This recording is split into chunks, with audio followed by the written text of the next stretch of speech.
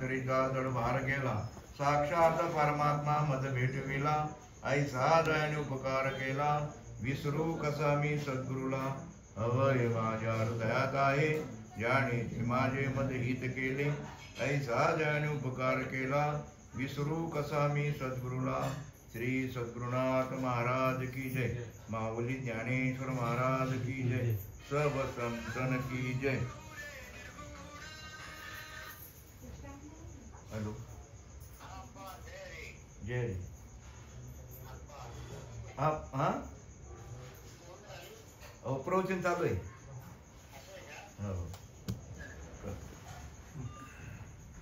श्री स्वानंदमय सद्गुरु रूप तयाचे आम्ही स्मरू, अज्ञानांधकारी विषयाच्या वासना भारी, अंतकरणी प्रकाश करू, रूप तयाचे आम्ही स्मरू.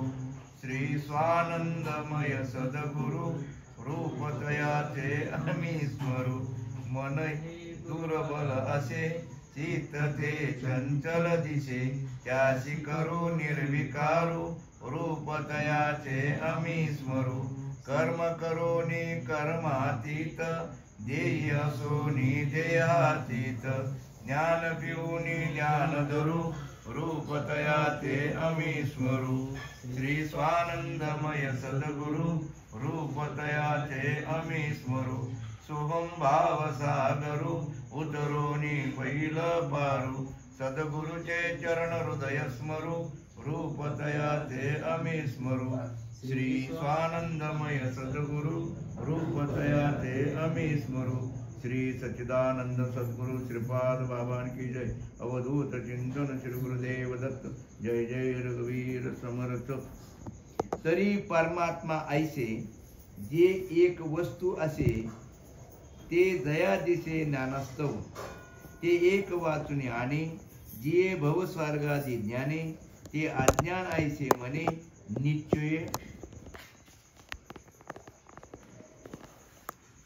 निश्चय केला. स्वर्ग जाणे हे सांडी, भवविषयी कानी झाडी, दे अध्यात्म ज्ञाने पुढी सद्भावाची, बंगली वाटे शोधुनी या अवाटे, निगे जे जेवी नीते राजपंथे, तैसे ज्ञान जात करी, आगवेच एकी करे सारी, मग मन बुद्धी मोहिरी अध्यात्म ज्ञानी. मने एक हेच आती, येर जाणने ते भ्रांती, ऐसी निकुरेशी मती मेरू होय. एवं निश्चयो जयाचा द्वारी, अध्यात्म ज्ञानाचा ध्वज देऊ गगनियाचा तैसा राहिला. तयाची ठाई ज्ञान, या बोला नाही आन, जे ज्ञानीही बैसले मन, तेव्हाची ते तो मी. तरी बैसलेपणे जे होय, बैसताची बोले न होय, तरी ज्ञाना तया आहे सरिसा पाडू. आणि तत्वज्ञान निर्मळ फळे जे एक फळ, ते नेही वरी सरळ जिटी जया. एरवी बोधा आलेनी ज्ञानी, जरी ज्ञेय न दिसती मने, तरी ज्ञान लाभू ही न मने झाले आता. 13वा अध्यायाचा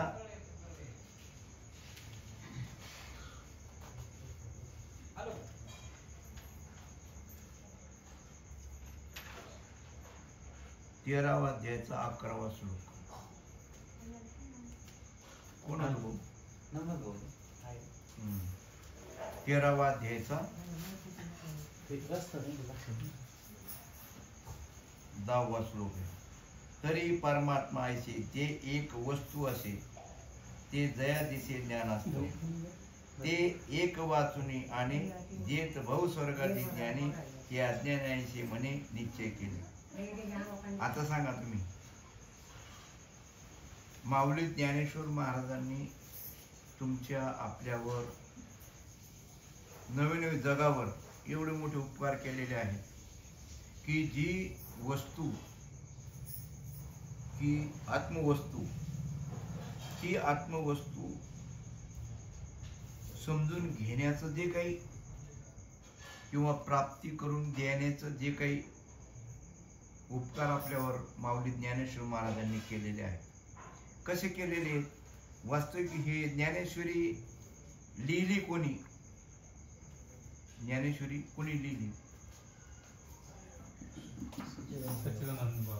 वास्तविक सच्चिदानंद ही पदवी कोणाला आहे?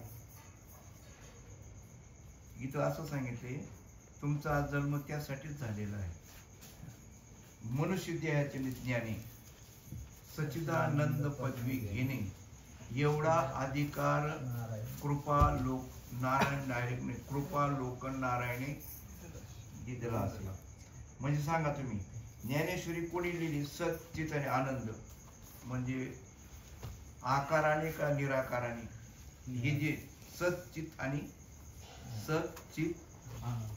सच्चिदानंद, सच्चित आनंद, ही पदवी कोणाला आहे? आकाश, प्रकाश आणि वायू. आकाश, प्रकाश आणि वायू यांना ही पदवी आहे. बघा हे मोबाईल आहेत ना, हे मोबाईल असे पूर्वी आम्ही लहानपणी जायचो कीर्तनामध्ये, मग बाया बी यायच्या आणि त्या बाया लहान मुली घेऊन यायची आणि त्या मांडीवर ते पोरं रडायचे. ते मुलं त्या बायांच्या मांडीवर रडायचे. पण आता मोबाईलच रडतात मांडीवर, माणसांच्या खिशात रडतात, त्यांच्या मांडीवर रडायचे. चला आपला विषय काय चालू? सच्चिदानंद, आकाश, प्रकाश आणि वायू. मग आता सांगा तुम्ही, त्यांनी उठवलं कोणाला? त्यांनी एक प्रेत चाललं होतं आणि त्या काळामध्ये काय करत होते? बाईला सुद्धा त्यांच्याबरोबर सती जावं लागत होतं.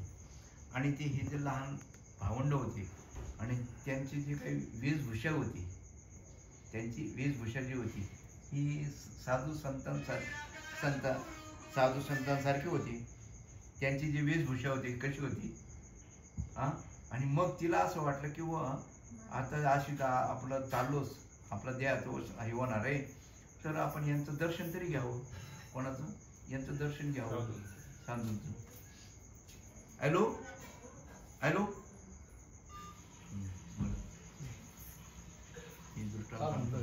दर्शन घ्यावं मी सांगतो. म्हणजे रडतात ते माझ्या जवळ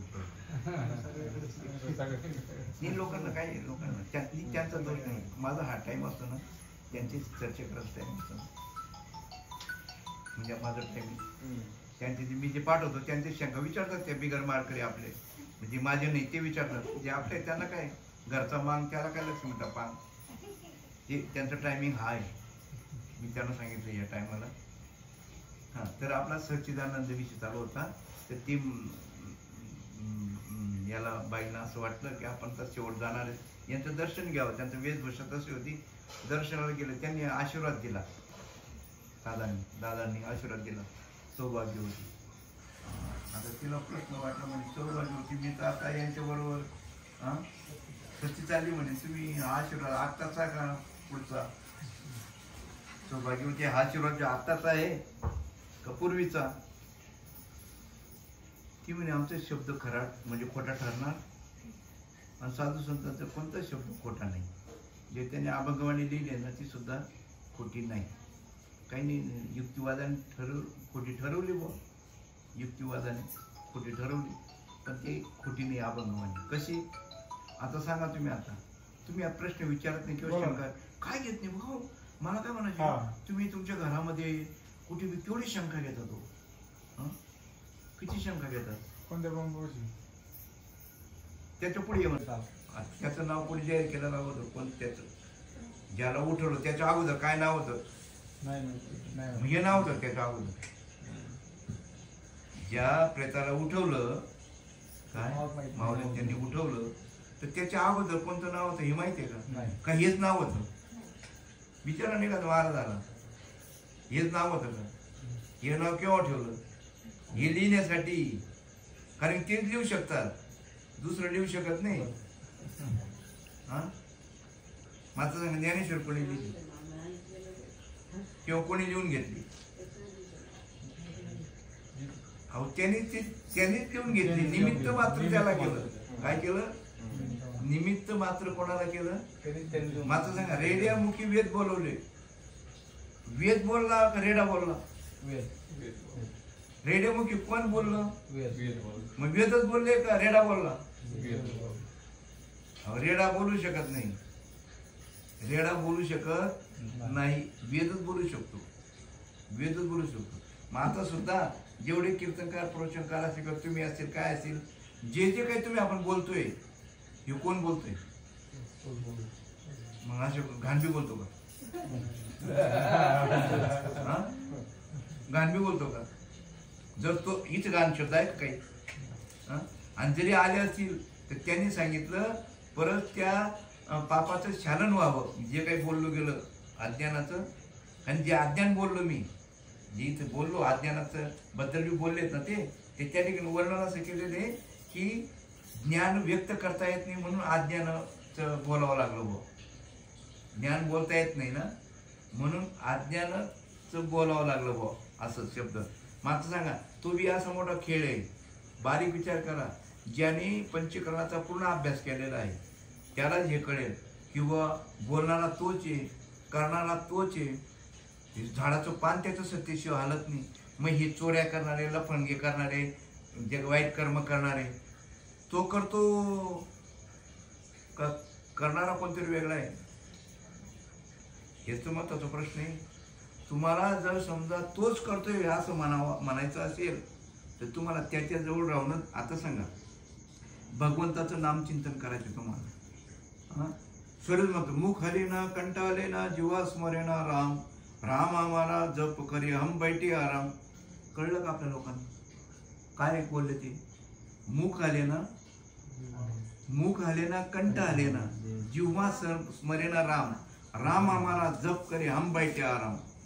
कसा करतात सांगणार बरं? हे नागपुढे वडायचं हा जप आहे? अरे हे तर तुम्हाला जसं एखाद्याचं घर दाखवायचं आहे ना, तटस्थ लक्षणाचा बोध दिला तुम्हाला श्वासाने. सोम साधना सुद्धा ही काय भगवंताचं चिंतन आहे का?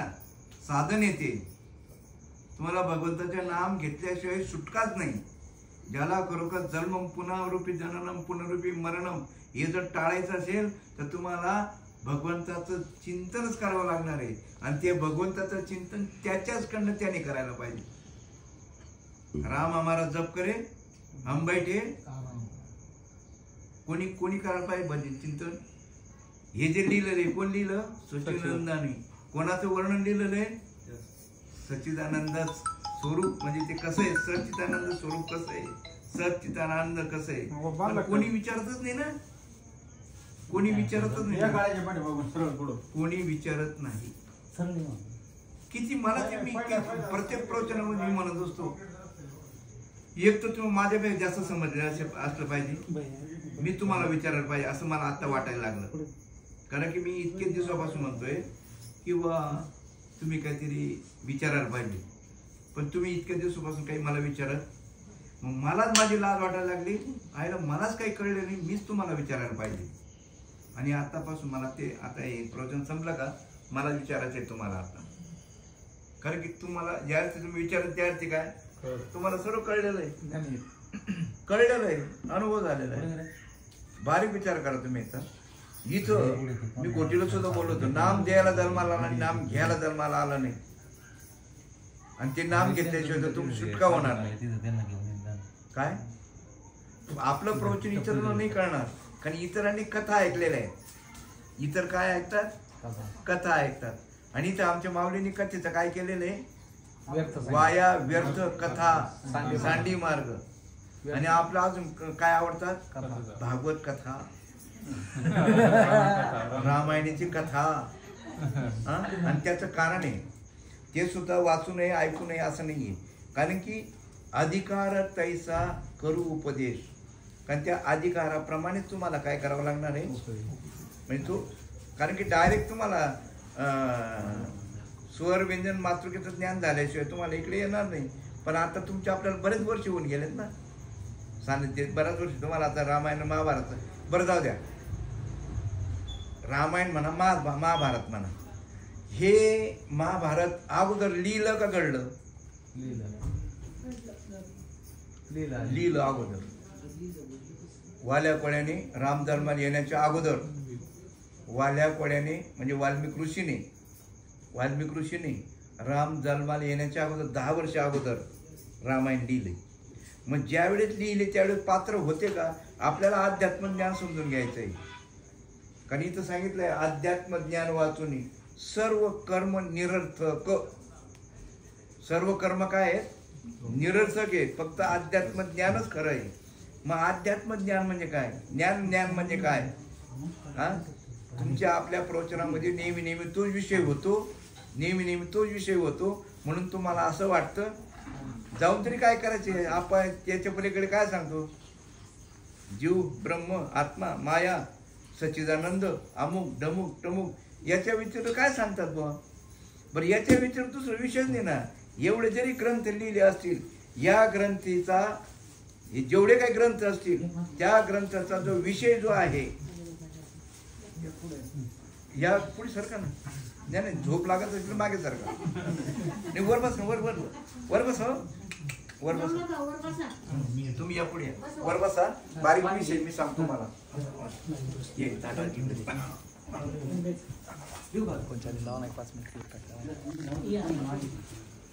इकडे मागं बस.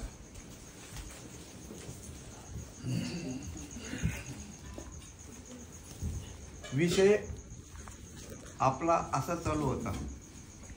ही जे ज्ञानेश्वरी हा ग्रंथ आहे, हा ग्रंथ कोणी लिहिला? सच्चिदानंद. बरं, सच्चिदानंद बाबा म्हणजे मेलेल्या माणसाला उठवलं त्याचं नाव होतं का जो होताच त्याचं नाव होतं?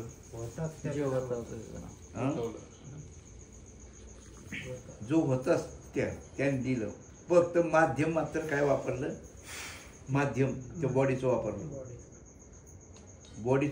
बॉडी म्हणजे जिचं सर्व संपलं होतं, कर्म संपलं होतं. मनुष्य केव्हा मरतो? कर्माचा शेवट झाला का तो मरतो. आपल्याला वाटतं बा, सांगा तुम्ही तिथं गेला नसता, आता मेला नसता, असं केलं नसतं, तिथं असं झालं नसतं, तसं आपण असं म्हणतो ना. बरं, जे पोरं डॉक्टर म्हणून तिथे गेले होते जेवायला बसले होते ना? कुठे गेले होते ते? घरातच होते ना? मग कसं काय घडलं? बरं, एवढा विमानामध्ये तो एकटा कस काय जागला? एकटा कस काय जागला? एकटाच ना? बरं, तो हातपाय मुडून बाहेर पडला का चालत आला? म्हणजे मला असं याच्यातून असं आपल्याला मुद्दा समजून घ्यायचा आहे. जिथं जन्माला कोण आलेलं आहे, जन्माला कोण आले? तुम्ही जन्माला आले आहेत का? जर तुम्हाला आता सांगितलं तुम्ही जन्माला आलीच नाही, काही लोक यांना ठाण्याला तुम्ही जन्माला आले, वाढदिवस साजरा करता. आता तो वाढदिवस आहे का गडदिवस आहे? गडदिवस. ते जाऊ द्या, सामान्य लोकांनी करू द्या. महाराजांचा सुद्धा कोणता दिवस साजरा करतात? तो कोणता हो? Father's Day? नाही, प्रकट दिन. नाही, प्रकट दिन त्याला वेगळंच म्हणतात ते. नाही, इतक्यात म्हणजे ते महाराज लोकांना सुद्धा तो दिवस साजरा करतात. वेगळं नाव आहे. इतक्यात वर्ष झाले का मग ते महाराजांचा साजरा करतात. 75 म्हणा, काय म्हणा. रौप्य महोत्सव, वर्धापन नाही, अभिष्ट चिंतन. अभिष्ट का?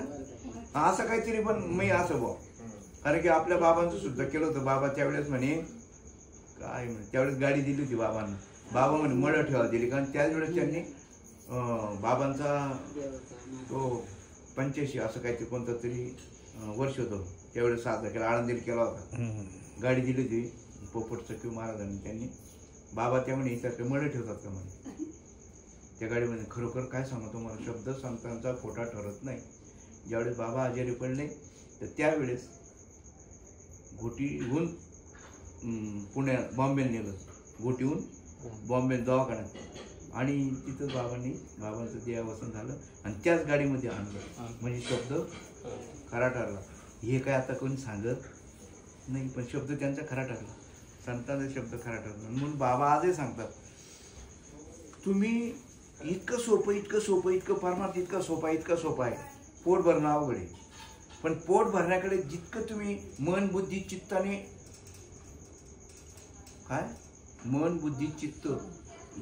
कामाला लागले तुम्ही, तेच फक्त इकडे तिकडचं काढायचं, इकडे वळवायचं. इथं आता यांनी लई शब्द खास वापरले. बरेच म्हणतात पाऊस चालू आहे, काय करायचं काय करायचं काय करायचं. ते खरं खोटं काय, पण तो शब्द दिला, काहीतरी शब्द वापरला. काय नामदेव बाबू काहीतरी वापरलं त्यांनी, हिमालयाचं काहीतरी. म्हणजे सांगायचं तात्पर्य खरोखर आता मी सुद्धा तुम्हाला बोललेलो आहे, 13 वाचायचं, 8 का 7 श्लोक वाचायचं. खरोखरच तुम्हाला खरोखर परमार्थ ज्यांना ज्यांना इतकी बसते लोकांपैकी ज्यांना वाचायचा असेल, तो घरी गेल्यावर तो श्लोक जर वाचला, 13वा अध्यायचा 8 का 7 श्लोक काहीतरी सांगितलं, 8 का 7 काहीतरी असा. त्याच्यात फक्त तो कोणता श्लोक कशावर लक्ष देईल तुमचा, की तो साधक कसा राहतो, कुटुंबामध्ये राहून कसा राहतो, बायका पोरांमध्ये राहून कसा राहतो, असं त्याचं वर्णन आहे. म्हणजे तो श्लोक मग 7वा असू नये, 8वा असू नये, 10वा असो, तो श्लोक लक्षात येईल. पण कोण वाचेल सांग तुम्हाला, कोण वाचेल हे? हो, कोण असं एरी वाचणार नाही. लाडकी बहीणचे पैसे भेटण्यासाठी लोक आहेत ना, नंबर लावायचे. माल जे चांगले चांगले 4 व्हीलमध्ये जायचे आणि ते कागद पूर्ती करायचे. गाडी कोणती, अशी गाडी उभी करायची आणि ते नंबर लावायचे, ते काही कागद. म्हणजे कोणती, किती रुपयासाठी? 1,500 महिन्यासाठी. ती गरज आहे. त्या गरजेपेक्षा ही गरज महत्वाची का ती गरज महत्वाची? असं पद्धतीने आनंद एवढा. हा, पण सांगू तुम्हाला, वाचल्याशिवाय नाही करणार ना. मग आपला विषय असा चालू होता, जी ज्ञानेश्वरी लिहिली, कोणी लिहिली? सच्चिदानंद बाबांनी लिहिली.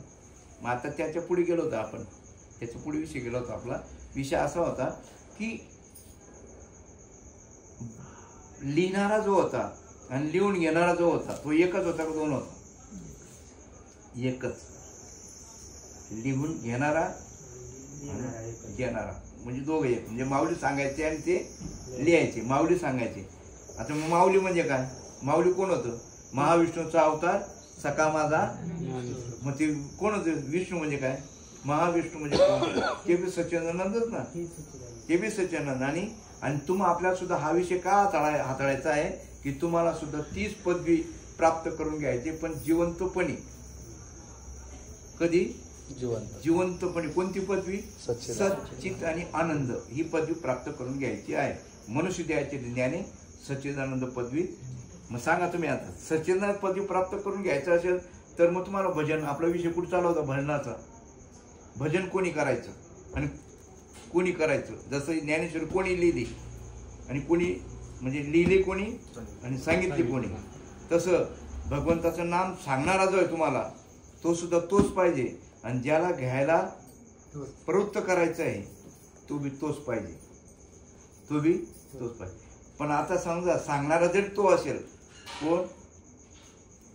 भगवत स्वरूप सांगणारा सद्गुरू, भगवत स्वरूप सांगणारा सद्गुरू जरी तो असेल, पण शिष्य तो नसेल तर मग सांगा तुम्ही. इथं अगोदर त्यांनी काय सांगितलेले? अधिकारी बनवायला पाहिजे. कोणी बनवायला पाहिजे? अधिकारी. कोणी बनवायला पाहिजे? सांगणाऱ्याने बनवायला पाहिजे त्याला अधिकारी. आता तुम्ही लहान मुलांना जन्मल्याबरोबर तुम्ही त्यांना भाकरी खाऊ घालता का? तुम्ही त्याला त्या योग्यतेचे बनवतात, मोठा वरतात त्याला. त्या योग्यतेचा झाला तर तुम्ही ते, आणि ते पण लगेच काय असं एक घास, तुमचा एक घास त्याचे किती 20 भाग करतात. तुमचा एका घासाचे काय करतात? 20 भाग करतात. मग त्याला तुम्ही भरतात. तसं इथं सुद्धा आहे. बालकाच्या चाले माता जाणून पावले घाले, ऐशी कळवळ्याची जाती आणि करती लाभावी न प्रीती. मग आता सांगा तुम्ही, आता सांगा, आपल्याजवळ एवढे लोक का टिकत नाही? का टिकले नाहीत? का टिकत नाहीत? मी माझा आत्मपरीक्षण करतो. नको त्यांच्याकडे नुसतं माळे घालून रामकृष्ण हरी देतात किंवा अनुग्रह देतात, त्यांच्याकडे एवढी गर्दी. मी माझं आत्मपरीक्षण करतो. मग नेमकं आपलं चुकतं काय बुवा? नेमकं चुकतं काय बुवा आपलं? त्याचं कारण असं आहे, मी माझं आत्मपरीक्षण करतो की खाली उतरून बोलायला पाहिजे ना. म्हणजे खाली उतरून कर्म उपासना आपण डायरेक्ट काय करतो, डायरेक्ट हा हाय डोस. मग तो एखादा डॉक्टर आहे ना, हो तो डॉक्टरला सांगा बरं का कमी पॉवरच्या गोळ्या द्या. काय कमी पॉवरच्या गोळ्या द्या. हाय पॉवरच्या गोळ्या दिल्या तर रिॲक्शन होतात. आणि बरं जर माहीत झालं त्यांच्याकडे कोण जात नाही, मग होतात बरा. बरं का जास्त पॉवरच्या गोळ्या दिल्याने माणूस बरा होतो नाही असं नाहीये, पण विकनेस पण येतो त्याला. काय येतो, विकनेस पण येतो. मग तो जात नाही पुन्हा त्या डॉक्टरकडे. तसं विकनेस पण येतो त्याला. नाही नाही म्हणजे दोन गोष्टी आपण काय सांगतो इथं आहे ना, दोन गोष्टी. आपण जर समजा जगत मिथ्या आणि ब्रह्मसत्य जर सांगितलं तर त्याला दृश्य जगतामध्ये कसं वर्तन करायचं,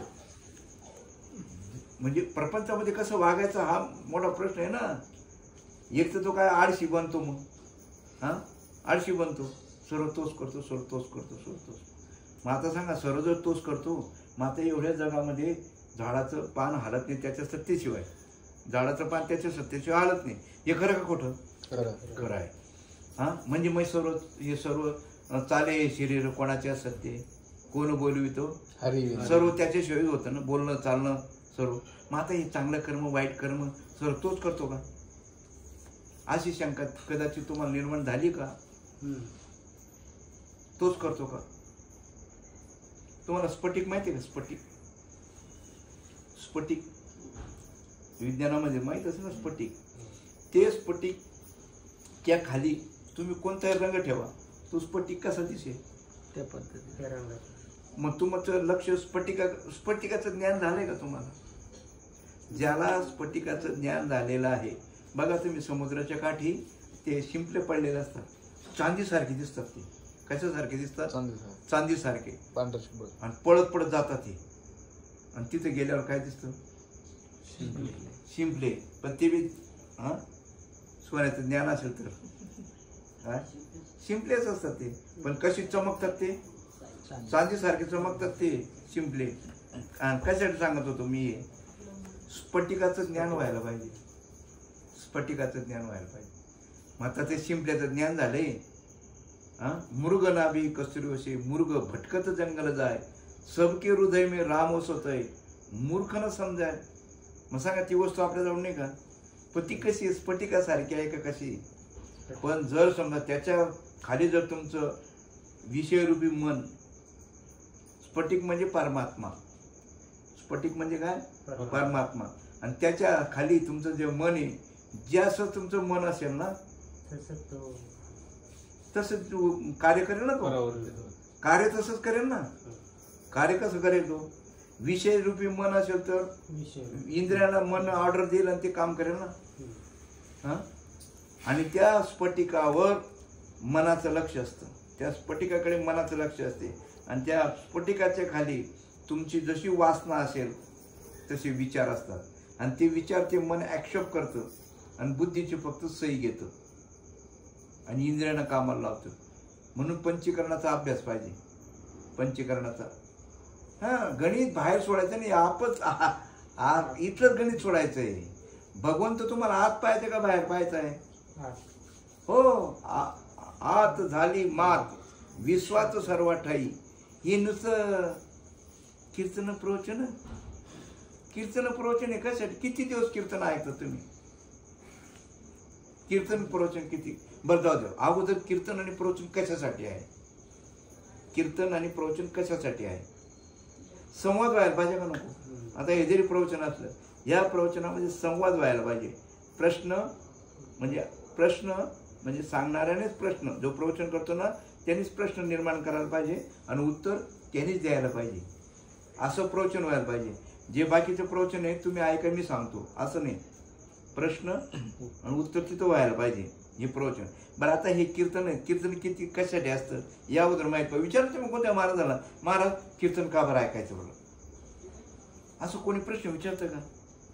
आणि तुम्ही जोपर्यंत महाराज लोकांना प्रश्न विचारत नाही तोपर्यंत एक तर तुम्हाला पूर्ण समजलेलं असलं पाहिजे, नाही तर तुम्हाला समजून घ्यायची गरजच नाही, काहीच गरज नाही. विचारायला पाहिजे ना शंका. तुम्ही कोणती वस्तू घेतात, कोणती किराणा दुकानावर घ्या, भाजीपाला घ्या, सोनं चांदी काय जे जे काही घ्यायचे, जी कोणती वस्तू तुम्ही अगोदर भाव ठरवता का काय करता? भाव म्हणजे भाव ठरवतो विचारता का नाही काय भाव आहे काय विचारता? आणि इथं कसं नुसतं मोगम आम्ही सांगतो तुम्ही ऐकतात. इथंच कसं मोगम आहे. मी मग महाराजांचं ऐकायचं. मग ऐकायचं का काही विचारायला पाहिजे? आतापर्यंत सांगितलं नुसतं ऐका पुण्य होईल म्हणून. काय ऐका म्हणजे नेमकं काय आंधळ दडतं कुत्रं पीठ खातं. दरवाजे उघडेच विचारायला पाहिजे. आणि जोपर्यंत विचारत नाही. आता पंढरपूरला बापा बघा तुम्ही आता हंगामी नद्या नाले वाहती. पावसाळा येऊ द्या नद्या ओले नाळे बिळे असे वाहतात ना. हंगामी नद्या नाले वाहती. आता बघा घरोघरी हरिपाठ सुरू. जिकडे तिकडे आवाज टाळाचा पकवाचा जिकडे तिकडे सर्व बघा.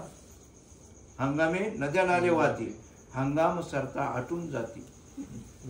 हा तिथून आले का विसरून गेले. पंढरपूर जायचं काय साठी? काय म्हणजे काय उद्दिष्ट काय? आता मी जाणार आहे 25 तारखेला. पण कशासाठी जायचंय? कशासाठी जायचंय? तुम आंधे हम आंधे सब आंधो का मेला. इनमें एक डोलस आ गए वही बन गया उनका चेला. हा साधू संतांनी सांगितलेले सुका लागी करशी तळमळ तरी तू पंढरशी जा एक वेळ. सांगा तुम्ही आता सुखासाठी म्हणजे तुम्ही जर समजा सुखच पाहिजे असेल तर तुम्ही एकच वेळ पंढरपूरला जा. मी विचारलं होतं महाराज एक वेळ जाऊन जर सुख मिळत असेल मग आतापर्यंत एवढे लोक गेले त्यांना का भेटले नाही? साधू संतांचा अभंग काय खोटा आहे का? त्यांनी मला उत्तर काय दिलं अभंग कोणी खोटा ठरू शकत नाही. त्यांनी ज्या पद्धतीने जायला सांगितलं त्या पद्धतीने हे जात नाही म्हणून त्यांना ते सुख मिळत नाही असं म्हणून बाबा मोकळा झाला. हा म्हणून ती रीत सांगा कोणत्या पद्धतीने जायला पाहिजे तिथं सांगा. हा काय सांगा म्हणजे तुकाराम महाराज सांगितलं तुका पंढरशी गेला पुन्हा जन्मा नाही आला. तुकाराम महाराज गेले पंढरपूरला एकच वेळेस गेले पण ते म्हणतात तुका पंढरशी गेला आणि पुन्हा आम्ही दररोज जातो दरवर्षी येतो दररोज जातो दरवर्षी येतो. तिथं काय बी बाजूने केलेलाही आणि पुन्हा जन्म मरण नाही. मग सांगा तुम्ही आता अशा पद्धतीने तुकाराम महाराज गेले होते म्हणून तुकाराम महाराज सांगत होते काय पंढरीची वारी आहे माझ्या घरी. तुकाराम महाराजांनी तो अभंग कोणाचा मला नाही सांगता येणार पण असं सांगतात पंढरीची वारी आहे माझ्या घरी अनेक न करी तीर्थव्रत. म्हणजे तो अभंग कोणाचा मला नाही सांगता येणार परंतु तुकाराम महाराज सांगतात की काय तोच वारकरी पंढरीचा. तुकाराम महाराजाप्रमाणे तुका म्हणे लक्ष लावून अंतरी तोच वारकरी पंढरी. मग त्यांनी कुठे लक्ष लावलं कोणती वारी केली? मग हे सांगा ना आम्हाला ठीक आहे.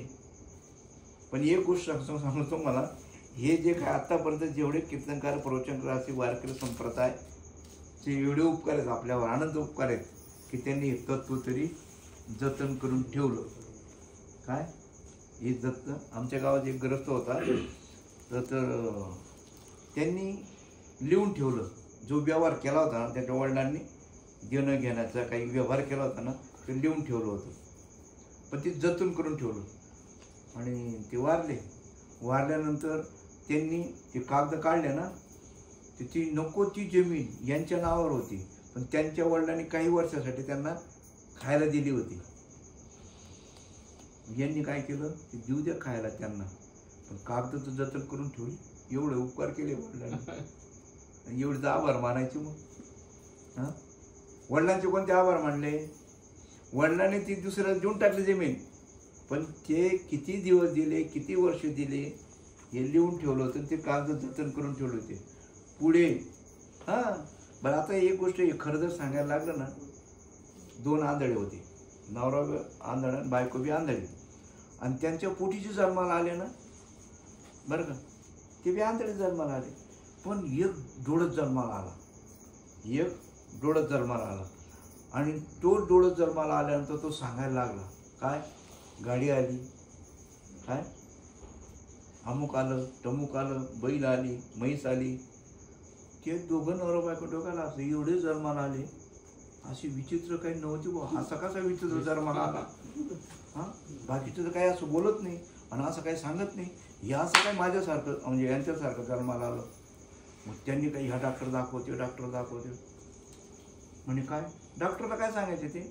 बघा मी आंधळा, पत्नी आंधळी, आम्हाला जे पोर झाले ते कोणी तक्रार केली नाही. हे असंच काही एक विचित्र जन्माला आलं. हे काय म्हणतात मग पंढरी कोण आपलं गाडी आली, अमुक आलं, टमुक आलं, हे असं काय बोलतंय? काहीतरी उपाय करावा. तर डॉक्टर म्हणजे 3,000 रुपये लागतील. 3 काय 4 घ्या.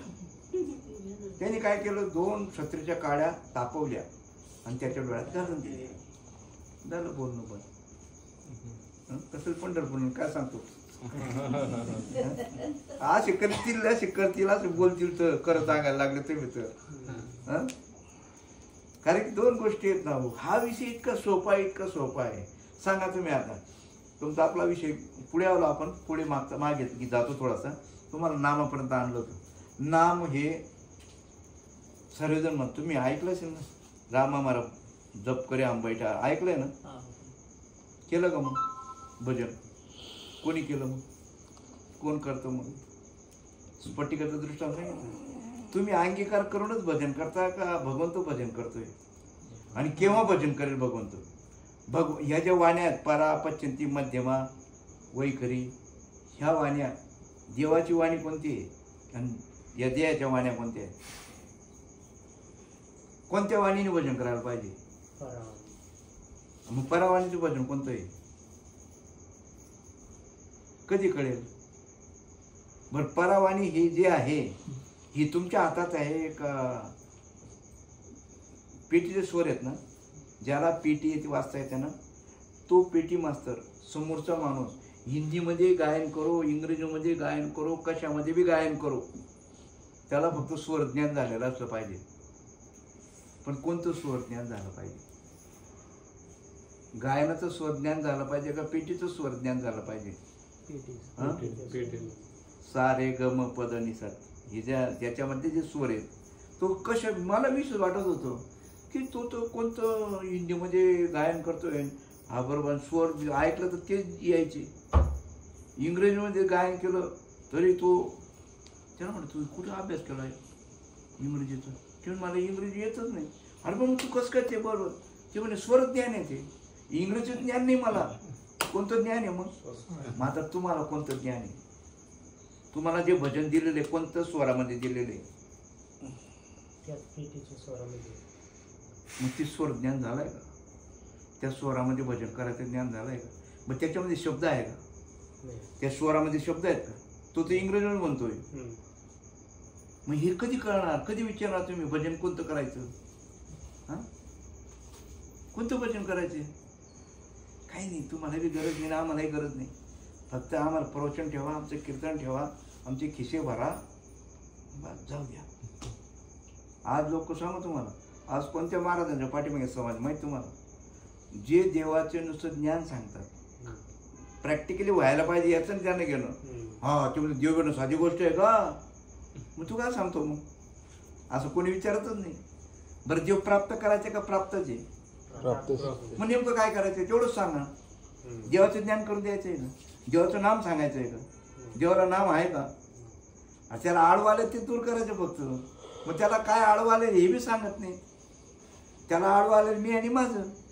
मी तर सांगितलं मी आणि माझे विसरले जायचे अंतःकरण. काय काय आणि मी आणि माझे आईशी आठवण,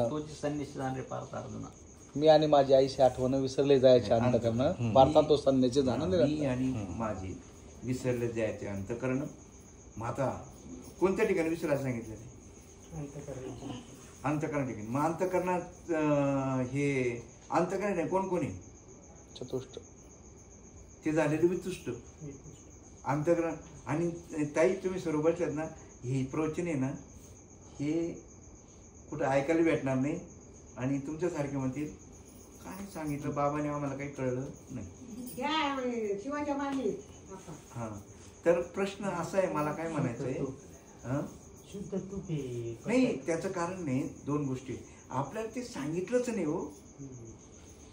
हलवायचं कुत्रं वासावर मग गम ठेवलं त्यांनी. बघा तुम्ही आता हे दिंडी पताका अमुक ढमुक टमुक मठी बांधायला लावा तुम्ही. तुम्हाला जर कामाला लावलं ना, थोडंसं लावलं होतं लगेच 7 लाख रुपये गोळा झाले होते. का हो सर? 7 लाख त्या कामाला आई तिची सुरुवात होती. अजून जर सुरू झालं असतं ना, पण आपल्यावर कृपा असल्यामुळे, नुसतं माझ्यावर नाही तुमच्यावर सुद्धा कृपा असल्यामुळे तिकडे जाऊ देणार नाही. यश येऊ देणार नाही, यशच येणार नाही त्याच्यात. आणि लोक सांगा तुम्ही आता काय नेमकं काय हो, त्या कामाला जर लावलं तर लय पडतील लोक, लय गर्दी. कशाला मी थोडंसं मी घोटीला मागच्या वेळेस थोडं अंग हलवलं, 12 लाख रुपये थोडं अंग हलवलं थोडंसं. या कामाला लय पडतील आपण.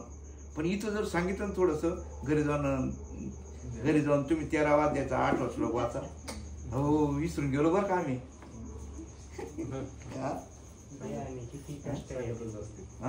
पण हे जर सांगितलं ना बरं का आपल्याला ते इथं आता एवढे वर्गणी द्यायची, लगेच तुम्ही रस्त्याने चल आपण सांगितलं लक्ष ठेवा बरं, करा प्रयत्न, तुम्ही करा प्रयत्न.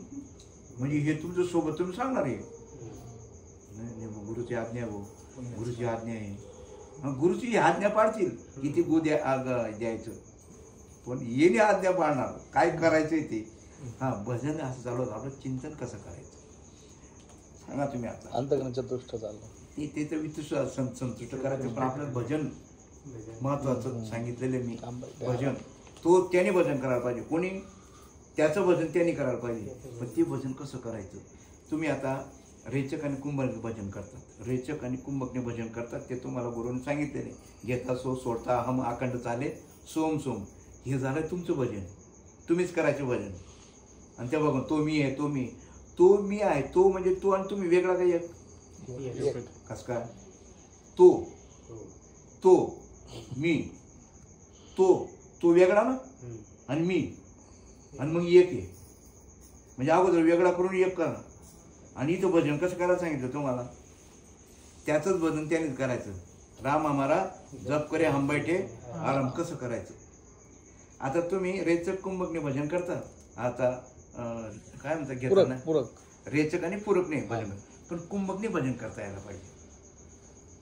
तुम्ही आता प्रॅक्टिकल करून बघा. श्वास घ्या, थांबा आणि तिथं भजन करा. कोणते करा, तुमच्या गुरुने दिले ते भजन करा. श्वास घ्या, थांबा. पण यासाठी तुम्हाला अगोदर रेचक कुंभकने काही वेळ करावं लागेल, आणि नंतर रेचक आणि पूरक आणि रेचक आणि पूरकने करावं लागेल. आणि नंतर मग कुंभक, आणि मग कुंभकच्या ठिकाणी चिंतन करायचं. आधी पूरक घ्यावा लागतो, मग कुंभक, आणि मग कुंभकने करायचं. अगोदर रेचक कुंभकने करा, पूरक आणि रेचक याच्याने करा, आणि नंतर मग कुंभक करा, आणि तिथं भजन सुरू करा.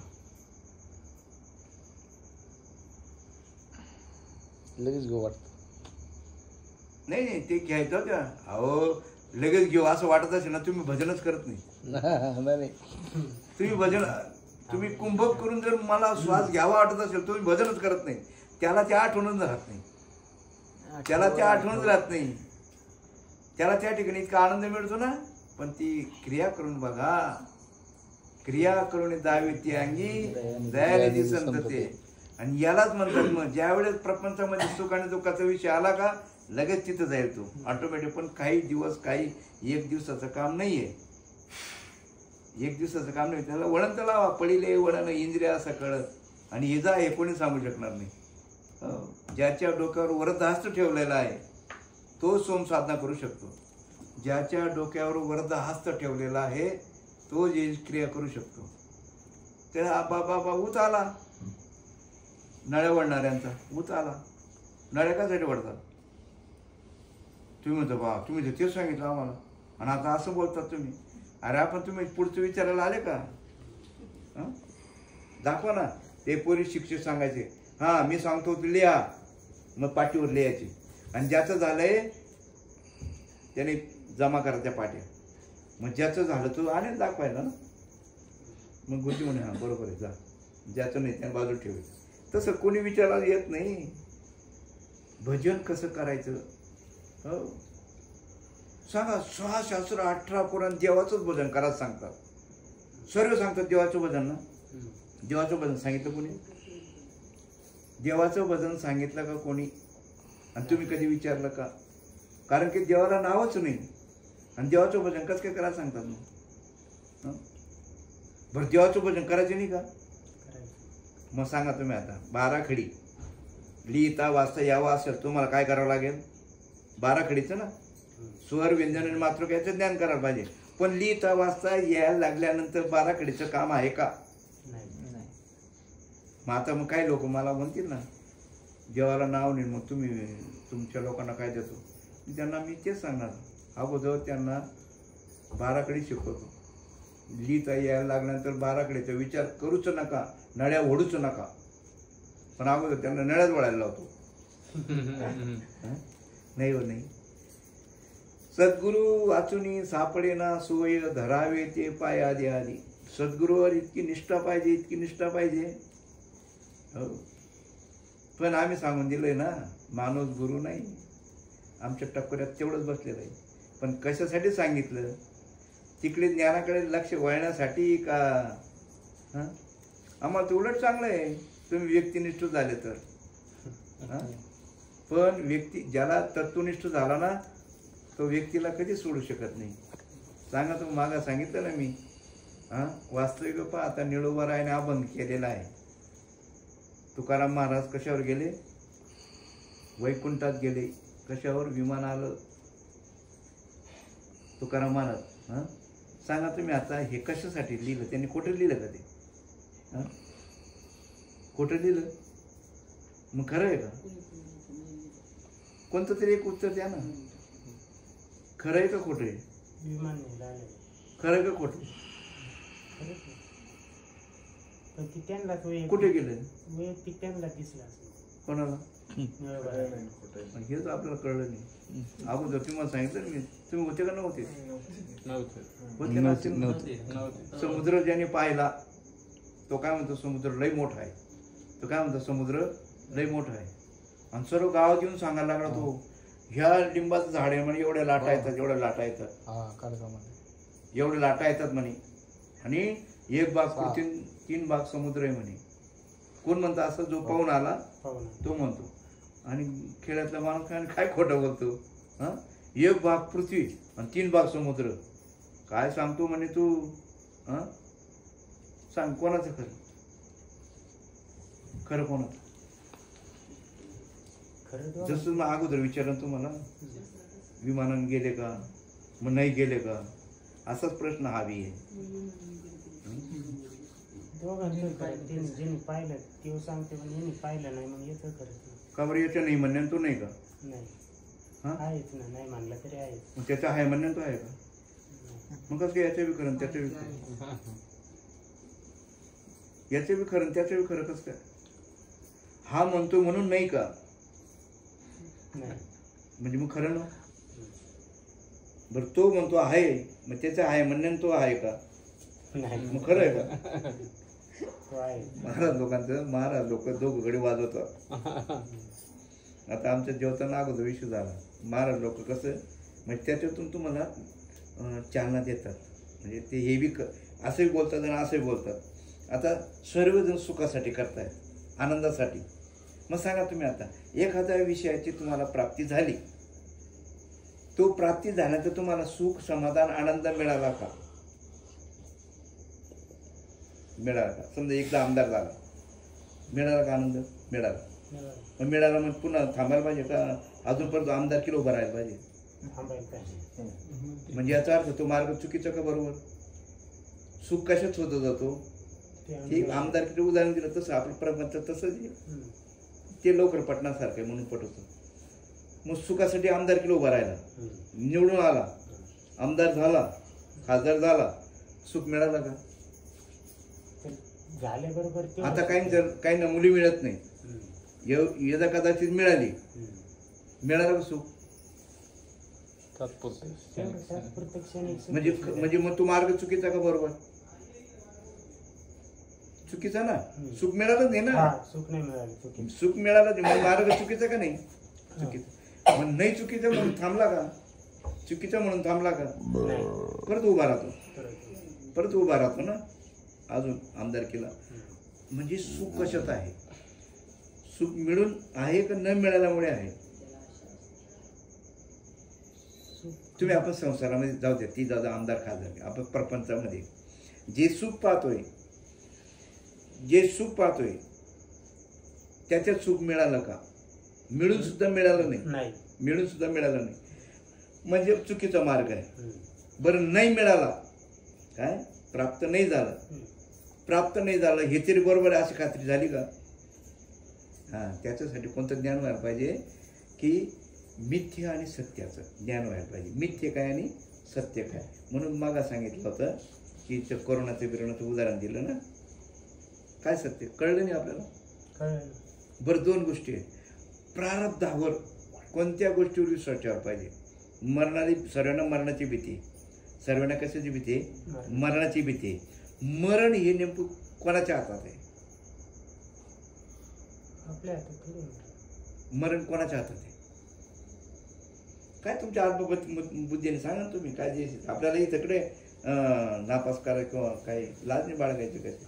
मरण कोणाच्या हातात आहे म्हणजे इथं गोष्ट काळ म्हणजे नेमकं एक गोष्ट अशी तुम्ही जे जन्माला घेऊन आलो आपण जन्माला आलो नाही हे फिट अगोदर करायला पाहिजे. जन्माला देह आलाय का आपण आलोय? देह आलाय ही फिट निश्चित पाहिजे. मग आता सांगा देह तुमचा आहे का तुम्ही देह आहात? म्हणजे ते सुद्धा तात्पुरतं म्हणायचे. वास्तविक देही आपला नाही आणि देही आपण नाही. देही आपला आहे तर हे घर आहे, हे घर आपलं आहे. समजा उदाहरणार्थ हे म्हणताय हे घर आपलं आहे. वास्तविक हे घर आपलं बी नाही, हे घर आपण पण नाही. आपण नाहीत हे पटेल कारण की आपल्यापासून ते वेगळं आहे. हे घर आपल्यापासून वेगळं आहे. समजा आमचं भाऊ जर म्हणेल घर माझं आहे, हे सुद्धा म्हणणं. घर मी आहे असं बी ते म्हणू शकत नाही. हे घर मी आहे असं म्हणू शकत नाही. का म्हणू शकत नाही? ते आपल्यापासून वेगळं आहे. बरं हे घर माझं आहे असंही म्हणू शकत नाही. कारण की का बरं म्हणू शकत नाही? बरं हे घर माझं नाहीये हे असं का म्हणू शकत नाही? ते मी ते उत्तर सांगते तुम्हाला देहापर्यंत आणतो. तुम्ही हा देह माझा म्हणू शकतात का मी देह म्हणू शकता? 2पैकी एक सांगा, 2पैकी एक सांगा. मी देह नाही माझा मी देह. हा येस. देही तुम्ही नाही आणि देही तुमचा नाही असं विचार केव्हा होईल? जेव्हा तुम्हाला कळेल मी जन्माला आलोच नाही. आता हे घर बांधलं, घर म्हणता कोणाला या अगोदर ज्ञान व्हायला पाहिजे. असं जर ज्ञान झालं तर हे घर माझंही म्हणणार नाहीत ते आणि हे घर मीही म्हणणार नाहीत. घर म्हणता कोणाला?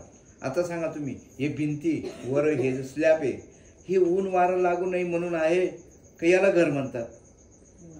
घर म्हणता कोणाला या अगोदर फिट करा. पोकळीला म्हणतात. बरं नुसत्या पोकळ्या जर म्हणावं मग हे बांधायची गरज नव्हती. मग बाहेर बी लई मोठी पोकळी होती. मग यालाच का बरं घर म्हणतात? तर याचं कारण असं आहे हा जो देह जो आहे ह्या देह ऊन वारा पाऊस याचं विल्हेवाट लावण्यासाठी ही भीत आणि ही योजना आहे.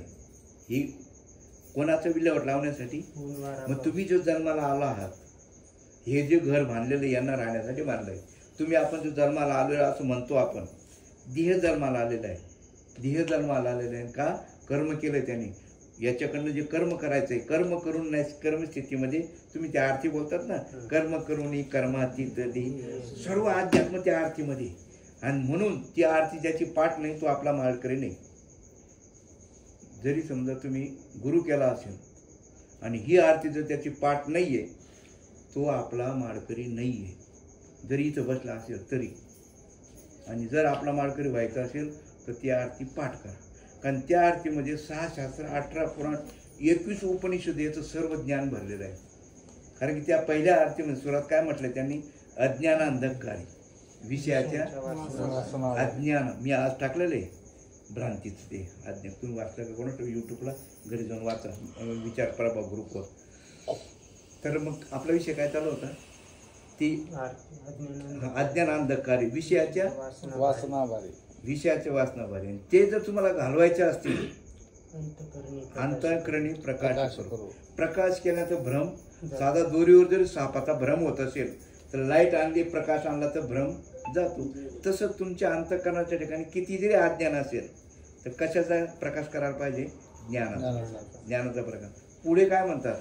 एवढं जरी खरं असेल तरी सुद्धा ते मन तुम्हाला परत याच्या विचारात टाकतच ते पुन्हा ते मन हे दुर्बल असेल आणि चित्त चंचल आहे ते चित्त चंचल आहे. मग चित्त स्थिर कशाने होईल? चित्त स्थिर कशाने होईल? मन हे दुर्लभ असेल, चित्त ते आणि त्याशी करू निर्विकार कशाने होईल? खरं ज्ञान झाल्याशिवाय निर्विकार होणार. मग खरं ज्ञान कसं करायचं? मग म्हणजे कर्म तर करायचं पण ज्ञान असेल ना. म्हणून कर्म करून कर्मातीत. मग आता सांगा तुम्ही, कर्माचा प्रत्येक गोष्टीचा आपण कर्ता बनतो. साधं प्रवचन झालं का? कसं काय प्रवचन केलं? कसं काय झालं? हां, तुम्हाला माझी परीक्षा घ्यायची असेल ना, मी एखादी कमेंट जर टाकले ना, हो आप्पा लई खास टाकले राव लई, मग त्यावेळेस मी माझं परीक्षण करायचं. मग जर फुगलो पावसाच्या गोसारखा समजून घ्यायचं गेलं की माझं आत्मपरीक्षण मी करायचं. हां, इतका सोपा विषय. कर्म जन्माला आलेलं आहे, आपण जन्माला आलो नाही हे फिट करायचं. कोण जन्माला आलेलं आहे आणि कोण मरणार आहे? मग कर्म येतं कर्म जातं. तुम्ही जसा आहे तसाच आहे. किडीचा काम केवढा दिसतो. हां, आता आमच्याकडे किडी आहे आणि त्याचं एक एक टरफला काढा तुम्ही. काहीच नाही, नुसतं पानं. तसं तुमचं आपलं पंचीकरणामध्ये दिलेलं आहे. हा देह पंचमहाभूताचा बनलेला आहे. किती? पंचमहाभूताचा बनलेला आहे. त्याच्यामध्ये रज सत्व तमगुण आहे, अंतःकरण आहे, चित्त चतुष्ट आहे. तिथं 5 ज्ञानेंद्रिय, 5 कर्मेंद्रिय आहेत, 5 विषय आहेत. असं सर्व म्हणून पंचीकरण आपल्या संप्रदायाच्या माणसाने पंचीकरणाचा अभ्यास वाचायला पाहिजे. आम्हाला बाबा म्हणे 100 वेळा वाचा म्हणे. आम्ही प्रयत्न केला बरं का, 10 वेळा वाचलं. पण 10 वेळामध्ये एवढा अहंकार झाला, समजून गेलं आम्हाला सर्व. असं झालं, हे समजून गेलं 5 ज्ञानेंद्रिय कर्मेंद्रिय. पण त्याचा विचार इथं करायला सांगितलेला आहे. एक एक टर्पल बाजूला केलं. एक त्या केळीच्या खांबाचं उदाहरण ते पंचीकरणामध्ये दिलेलं आहे. भाग्यशाली तुम्ही फक्त आता एक करा. आता आजच्या प्रवचनातून एकच घेऊन जा. काय? चिंतन कुठं करायचं, कसं करायचं? चिंतन चित्ताला लावी मनाच्या मनाने हो, मनाच्या मनाला. धरण बांधलेलं आहे ना, धरण पाणी आळवलं ती वळवण्यासाठी, कशासाठी? आणि जर जास्त आलं तर हा, त्या मोऱ्या नसतात का, मग पाणी 2 बाजून जातं का एका बाजून जाते? 2 बाजूने. पण कमी आलं तर फक्त एका बाजूने. जास्त आलं तर मग ते मोऱ्या उचलतात, त्या असतात ते. तसं मनाच्या मनाला दरवाजे असतात, ते दरवाजे. मग तसं मनाच्या मनाला भजन आता कशाने करणार तुम्ही आजपासून? कुंभकने करणार का रेचकने आणि पूरकने करणार? भजन रेचकने करणार का पूरकने करणार? हा, तिथं थांबायचं, तिथं भजन करायचं. त्याला म्हटले, त्याला काय म्हटलं माहिती तुम्हाला? धरिलो नाही बैसलो संधी वागी. संधी कोणती? रेचक आणि कुंभकच्या मध्ये. मग तुम्ही ते 2 सोम शब्द त्याच्यामध्ये असा आकडा आहे तो. काय? थांबा, अंतर आहे तो. तुम्ही बघा, हे जे भजन करतात ना, हे शिवाजी महाराजांचा तो पोळा म्हणतात ना, त्याच्यात अंतर असतो असं असं असं.